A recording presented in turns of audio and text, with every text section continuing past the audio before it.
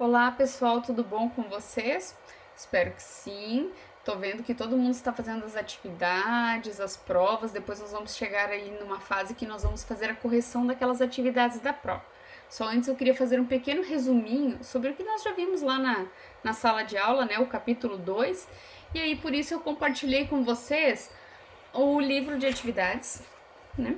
Lá na página 14. E aí eu vou comentar um pouquinho sobre esses tópicos e aí pra gente fazer uma pequena revisão para corrigir aquelas questões do livro de atividade para elas não ficarem para trás, né? E aí depois nós vamos falar sobre os biomas, né? Que surgiu aí no nosso livro novo, que nada mais é do que a continuidade do que nós já tínhamos visto na aula, de população, de ecossistema, né? Tudo isso que vocês já estão craques. Então, matéria e energia nos ecossistemas. Nós vimos que cadeias alimentares e teias alimentares, elas são bem próximas uma da outra, né? Então, o que é uma cadeia alimentar? Uma cadeia alimentar é cíclica. Então, o que é isso? Ela é um ciclo, ela é linear, ela é uma linha em que, primeiro, sempre obrigatoriamente, primeiro vai ser um produtor. O que é um produtor? Um produtor era um ser autótrofo. Lembra disso que eu falei lá na aula, que essa palavra ia acompanhar vocês por muito tempo? Autótrofo é aquele ser vivo que produz a sua própria energia. Então, obrigatoriamente, o primeiro a ocupar o lugar na cadeia alimentar vai ser um produtor, uma planta, aquela que produz seu próprio alimento. Então, como que as plantas produzem seu próprio alimento? Através da fotossíntese. Elas pegam o gás carbônico que tem lá no ar, né, e transformam aí por esses pigmentos que elas têm, chamado fotossintetizantes, junto com a água, ela transforma em glicose, que é a energia, que é o alimento dela, e oxigênio, que é aquilo que ela vai lançar na atmosfera e nós, graças a Deus, né, vamos estar aproveitando, porque como nós não produzimos, mas precisamos de oxigênio, nós precisamos desses produtores. Nós voltando lá na cadeia alimentar, né? Então as plantas, elas sempre vão ocupar o primeiro nível trófico, que a gente chama. Então, cada nível da cadeia alimentar a gente chama de nível trófico. Esse primeiro nível trófico, ocupado pelos produtores, ele tem muita energia. Porque se a planta produziu o alimento para ela, ela produziu uma quantidade de energia muito grande. E aí os outros que vão vir se alimentar desta planta vão ocupar essa energia para sobreviver também. Então olha lá o consumidor primário, esse grilo. O grilo ele não produz seu próprio alimento, ele é chamado heterótrofo. Então ali embaixo diz consumidores, ó, fala ali, organismos heterótrofos. Então eles não produzem seu próprio alimento, assim como nós somos heterótrofos. Então o que ele vai fazer? Ele vai se alimentar daquela planta, daquele produtor. Ao se alimentar daquele produtor, ele pega um pouquinho da energia que o produtor tinha, que tinha sobrado, né? Porque o produtor, quando ele produz a energia para ele gasta um pouquinho para sobreviver. E o outro pouquinho ele armazena. E isso que ele tinha armazenado, o grilo pegou para ele. E aí o grilo, ao pegar para ele essa energia armazenada, também gastou um pouquinho dessa energia para sobreviver. E aí chegou o consumidor secundário, o sapo, e comeu o grilo. O grilo tinha armazenado um pouquinho de energia, gastou um pouquinho para sobreviver, e o outro pouquinho que sobrou, a cobra foi lá, né, como consumidor terciário que comeu o sapo e aproveitou aquele um pouquinho. E assim também para o gavião. E aí então, a gente vai ver depois que cada vez que sobe um nível trófico, ou seja, um nível aí nessa pirâmide alimentar, nessa cadeia alimentar, ela diminui um pouquinho a energia, porque vai se gastando, né? Essa energia vai sendo gasta para a sobrevivência dos seres vivos.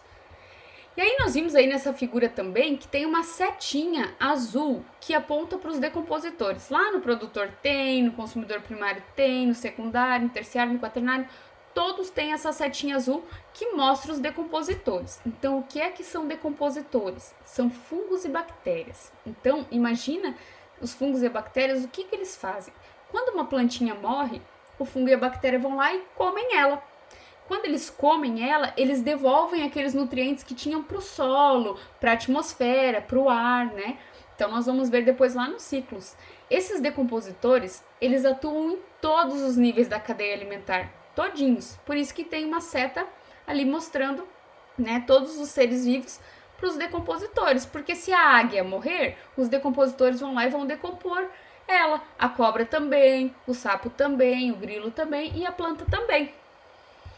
Então, cadeias alimentares são isso, elas são um ciclo, né? Já as teias alimentares, elas são a união de várias cadeias alimentares, que nós vamos ver ali numa figurinha um pouquinho para baixo. Então, aqui, ó, o fluxo de energia da cadeia, como eu comentei, ó. Lá o capim foi aquele que era autótrofo, ou seja, produziu seu próprio alimento, produziu uma quantidade muito grande de energia através da fotossíntese, que mostra ali embaixo o que é, ó, o processo pelo qual a planta produz seu próprio alimento, né, utilizando a energia da luz, da água e o gás carbônico. Então, o que ele fez? Pegou o dióxido de carbono, né, que é o que? CO2, mais a água que tinha lá no solo, junto com a luz e os pigmentos lá verdes fotossintetizantes que ele tinha na folha, produziu glicose, que era o alimento da planta, mais oxigênio. E aí esse oxigênio foi liberado para a atmosfera e a glicose foi guardada, aquilo que sobrou, e um pouquinho ela utilizou como alimento. Então, olha só, o capim tinha muita energia, gastou um pouquinho, o inseto quando comeu gastou um pouquinho, o sapo também, e assim foi até ficar bem pouquinho. Então, quando o gavião ingeriu lá a serpente, a energia já era bem menos. Por isso que uma cadeia alimentar ela é chamada de finita, ela tem fim, porque essa energia vai diminuindo tanto que chega uma hora que ela acaba. Pirâmide alimentar, então olha lá, ó, diminuição do fluxo de energia. Olha os produtores, eles são a base da cadeia alimentar. Sempre vai ser um autótrofo que vai estar lá ocupando o primeiro nível trófico, que a gente chama. Então são os produtores, produzindo seu próprio alimento, né? Ali então tem muita energia. E aí o consumidor primário que se alimentou dessa energia dos produtores, ó, já se alimentou com um pouquinho menos, porque o produtor ocupou um pouquinho para sobreviver. Assim como os consumidores primários ocuparam um pouquinho, e lá no secundário já tinha um nível bem menor de energia. E o terciário então nem se fala, olha que pouquinho de energia que chegou para ele. E as cadeias alimentares, como eu tinha comentado ali antes, elas são uma união de várias, né, cadeias alimentares. Então ali, por exemplo, o buriti está servindo de alimento para vários indivíduos, né? A jararaca, por exemplo, ela pode servir de alimentos para vários indivíduos. Então vamos supor que aquela gramínea ali, o produtor, que ocupa o primeiro nível da cadeia alimentar, ela pode servir de alimento para o cervo do Pantanal ou ela pode servir de alimento para uma vaca que estivesse ali nessa cadeia. E aí já seria uma teia, porque já iriam formar cadeias diferentes. Por exemplo, lá o cervo do Pantanal, né? Ele iria servir de alimento para um ser vivo, a vaca ia servir de alimento para outro, para um humano, por exemplo. E aí seria essa mistura das cadeias alimentares. Então a teia alimentar ela forma uma teia mesmo, como a gente já tinha visto lá na escola, né? Então elas são a união de várias cadeias alimentares. Mas olha que importante, todas elas mostram ali uma setinha para os decompositores. Então, independente do nível que esse ser vivo ocupar lá dentro da cadeia, ele, se ocorrer a morte dele, ele vai ser decomposto por fungos e bactérias. E eles vão devolver esses sais minerais para o solo, e esses sais minerais vão ser utilizados, então, para os produtores, né, produzirem seu próprio alimento. Composição do ar e ciclos naturais. Então, nós estamos lá na página 16. Então, nós vimos que quando nós falamos em atmosfera, ou seja, tem a Terra, e a atmosfera é como se fosse uma redoma na volta dessa Terra, onde tem ar. Esse ar que nós temos na atmosfera, que fica ali protegido, né, ele fica como se fosse um balão dentro do outro, assim, a Terra, e daí é como se ela tivesse um balão que cobrisse ela. Dentro desse balão nós temos aí muitos gases. A gente, por ocupar muito oxigênio e também por expelir gás carbônico, acha que esse ar é composto só por isso, mas na verdade não. A maioria desse ar é composto por nitrogênio, só que a gente não fala muito em oxigênio, porque a gente pensa sempre nos gases da nossa respiração. E o nitrogênio a gente não utiliza para nossa respiração, utiliza sim para formar proteínas, ou seja, o nosso corpo. Isso nós precisamos para formar as nossas proteínas, o nosso corpo. Só que não tem como nós ocuparmos ele através da respiração. Então nós vamos ver o ciclo do nitrogênio ali logo abaixo, que é o modo como que esse nitrogênio ocupa para entrar no nosso corpo.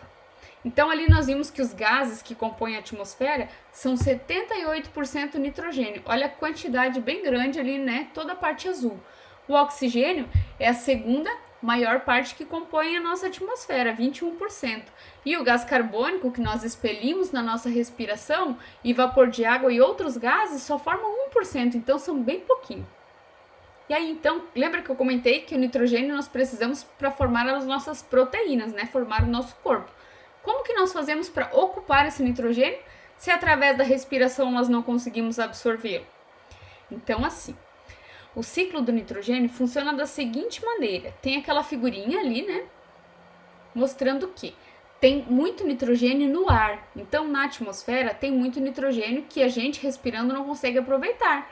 Mas as bactérias que estão associadas a raízes das plantas leguminosas conseguem. Então, se eu imaginar uma leguminosa ali, ela nas suas raízes tem um monte de bactérias coladas, fixadas, né? E essas bactérias, que a gente chama de fixadoras de nitrogênio, elas conseguem captar aquele nitrogênio do ar, o que nós não conseguimos.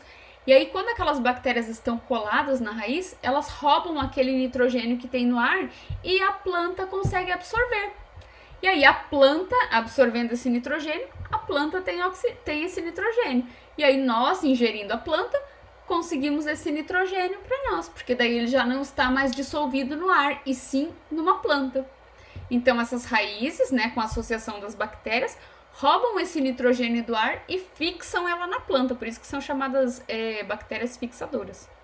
E aí, nessa planta agora tem nitrogênio, e aí esse nitrogênio não está mais na forma de gás, está lá na planta, né? E aí um animal herbívoro, quando for ingerir essa planta, vai conseguir aproveitar o nitrogênio. Ali no caso, mostrou um animal herbívoro, um coelho, mas poderíamos ser nós, poderia ser a gente ingerindo aquela planta. E aí quando a gente ingerisse aquela planta, o nitrogênio ia vir para o nosso corpo, né? Então ele seria absorvido por nós que nos alimentamos daquela planta. Ou, por exemplo, uma vaca se alimentando daquela planta, nós nos alimentamos da vaca, aquele nitrogênio iria chegar para nós. Então ali mostra um animal carnívoro, né, e um herbívoro. Então a leguminosa sendo ingerida por um herbívoro, esse herbívoro guarda esse nitrogênio para si, e um carnívoro, quando come ele, guarda o nitrogênio para si. E aí, então, esse nitrogênio entra no nosso corpo desta maneira. E como que ele sai e volta para a atmosfera? Quando esse organismo morrer, né, esse animal carnívoro, esse animal herbívoro, os decompositores vão lá, decompõem esse animal e devolvem o nitrogênio para a atmosfera. Então, muito fácil o ciclo do nitrogênio. Através da respiração nós não conseguimos obtê-lo. Apenas as plantas, por causa das raízes com bactérias, né, fixadoras, ou seja, as bactérias que conseguem tirar o nitrogênio do ar e colocar na planta. E aí nós, ao ingerirmos a planta, ou um animal que ingeriu aquela planta, conseguimos o nitrogênio para nós. E aí sim, né, nós ocupamos ele na formação das proteínas aí do nosso corpo. Para devolver esse nitrogênio, né, o ser vivo, quando ele morre, os decompositores vão decompor aquele corpo e vão devolver esse nitrogênio para a atmosfera. Ciclo do oxigênio. Ciclo do oxigênio, bem facinho. Então, ali no ciclo do oxigênio, nós temos quem produz o oxigênio. Nós já vimos, né? Que são as plantas, através da fotossíntese. Então, tem uma planta ali e uma setinha saindo, devolvendo lá para o oxigênio atmosférico, né? Então, o O2 atmosférico. Então, através da respiração, todos os indivíduos que respiram oxigênio, né? Exceto aqueles que não respiram, que são os anaeróbicos, que daí, na verdade, nós vamos ver só lá no ensino médio, que tem seres vivos que não respiram oxigênio, mas isso são raros, nós vamos ver só lá no ensino médio. Até então, todos os seres vivos que a gente estuda, eles respiram oxigênio. Então, ali nós temos um tamanduá, né, que deve ser um tamanduá-bandeira, ocupando esse oxigênio na sua respiração, né? Outra coisa que nós vimos que ocupa o oxigênio também é o fogo, né? Para termos aí fogo, nós precisamos de oxigênio. Então, se eu pegar uma vela acesa e tapar ela, quando queimar todo aquele oxigênio que tem nessa vela, o fogo vai apagar, porque ele é responsável pela combustão. Então, não existe fogo se não tiver oxigênio. Por isso que, às vezes, quem já foi naqueles prédios que viu que tem uma porta chamada porta corta-fogo, é uma porta de aço, assim, que ela não deixa passar oxigênio. Então, o que que acontece? Ela chama-se porta-fogo, corta-fogo, porque quando ela queima todo o oxigênio que tem naquele local, o fogo apaga. E aí ela não deixa entrar mais oxigênio, por isso que o fogo acaba apagando. Então, como que é o ciclo do oxigênio? Através dos fotossintetizantes, né, os produtores, aí as plantas, que fazem fotossíntese. Ali também temos apontando para as algas, né? Lembra que eu comentei que tinham algas unicelulares lá no mar, nos lagos, que faziam essa fotossíntese e liberavam grande quantidade de oxigênio para a atmosfera? Então, nós gastamos através da respiração, através da combustão, né? Queimamos aí quando estamos fazendo fogo, nós estamos gastando oxigênio. e esse gás carbônico então vai ser transformado em oxigênio pelo processo de fotossíntese. Então, bem facinho esse ciclo também. O ciclo do carbono, né, é o contrário. Então, olha só, lembra que eu falei que para ter fogo você precisava de oxigênio? Quando você faz fogo, você transforma esse oxigênio em gás carbônico, além, claro, das outras coisas que vai ter, as cinzas, né, e tudo. Então, lá na página 17 que nós estamos, está mostrando, ó, que nós temos gás carbônico na atmosfera. Lembra lá que nós vimos naquele gráfico que era 1%, né, menos de 1%. Então, nós tínhamos esse gás carbônico na atmosfera que as plantas sugavam lá para a respiração delas, ó. Então, nós temos ali, ó, fotossíntese. Lá do lado do gás carbônico na atmosfera, nós temos setas que vão para as plantas, porque as plantas vão ocupar aquele gás. E aí, as plantas ocupando aquele gás carbônico, né, liberam oxigênio. O que mais forma gás carbônico? A combustão. Então, para ter combustível, né, combustão, a fogo, eu preciso de oxigênio. Aquele oxigênio vai ser gasto e vai liberar gás carbônico, além da respiração dos animais. Então, ali mostrava um cavalo, né, liberando aí o seu gás carbônico. Poderia ser uma pessoa, poderia ser um cachorro, um gato, qualquer animal, né? Inclusive as plantas estão mostrando ali, porque as plantas elas também liberam gás carbônico. Elas ocupam o oxigênio que elas produzem, então elas gastam também um pouquinho do oxigênio delas. E outra coisa que libera gás carbônico é a decomposição. Então, quando um ser vivo morre lá, que os decompositores vão decompor ele, eles devolvem, né, o gás carbônico para a atmosfera e devolvem o nitrogênio, como nós vimos lá atrás. Poluição do ar, né? Então, nós temos ali, ó, a poluição do ar ocorre em razão da modificação das características normais da atmosfera por poluentes, causando doenças ou alterações ambientais. Então, o que acontece? A queima de combustíveis fósseis. O que é isso? Petróleo, né? Então, quando as pessoas fazem plástico, queimam esses combustíveis, né? A gasolina, por exemplo, gera essa fumaça toda, né? Esse monóxido de carbono. Então, poluição industrial, né? Para fazer... As indústrias, elas produzem também em grande quantidade, né, queimadas, a queimada aí gasta o oxigênio, libera gás carbônico, então elas tiram o equilíbrio da atmosfera. Então o equilíbrio da atmosfera é isso aqui, ó, que nós vimos. Se por acaso nós desbalancearmos isso aqui, a atmosfera vai ficar doente, o ar vai ficar poluído, né? Então, ó, se eu fizer muitas queimadas, vai aumentar essa quantidade de gás carbônico. Vai diminuir a quantidade de oxigênio, porque eu vou gastar ela para o fogo, né, se eu fizer muitas queimadas. E isso faz com que o oxigênio, então, fique aí bem pobre no ambiente, né, que fique esse ambiente carregado com gás carbônico, que para nós é um gás tóxico, né, se nós ficarmos expirando muito gás carbônico, ele é bem tóxico. E aí temos doenças, né, relacionadas ao ar, que nós vamos comentar depois nas próximas aulas. E as doenças relacionadas ao ar, né, nós estamos aí passando por uma crise bem grande, estamos trabalhando de casa, né, estudando de casa, exatamente por uma doença que eu posso pegar pelo ar, claro que não, né, respirando normal, mas eu posso pegar pelo ar se uma pessoa contaminada espirrar perto da gente, tiver essas gotículas dissolvidas no ar, né, e essa gotícula de saliva entrar aí pela nossa narina ou entrar pela boca, né, ou até pelos olhos, e a gente vai desenvolver a doença. Mas se nós ficarmos em casa, não vai acontecer nada disso.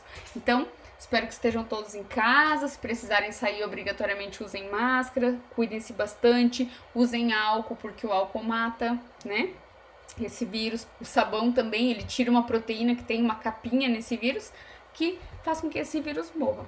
Então, eu espero que todos vocês estejam bem. Depois eu vou gravar uma aula, então, dessas doenças relacionadas ao ar. O ciclo da água, né, tão lindo que nós fizemos no nosso ecossistema lá no pote, era exatamente para nós vermos o ciclo da água. Vou comentar com vocês na próxima aula, e aí nós vamos depois responder essas questões aqui das cadeias alimentares e teias alimentares. Espero que todos vocês estejam bem e que logo a gente possa se ver, né? Então, fiquem bem